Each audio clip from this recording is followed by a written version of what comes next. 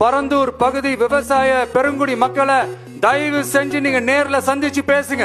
அந்த இடத்துல விமான நிலையம் வராதுன்ற உத்தரவாதத்தை அவங்களுக்கு நீங்க கொடுக்கணும்.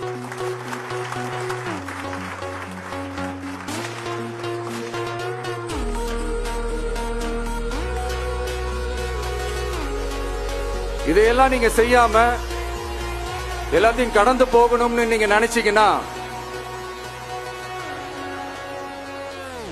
பரந்தூர் பகுதி விவசாய மக்களையும் பொதுமக்களையும் நானே அழைச்சிக்கிட்டு வந்து தலைமை செயலகத்துல உங்களை நேர்ல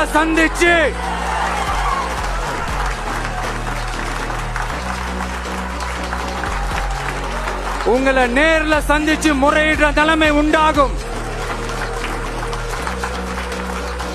அப்படி ஒரு சூழலை நீங்க உருவாக்க மாட்டீங்கன்னு நான் நம்புறேன்.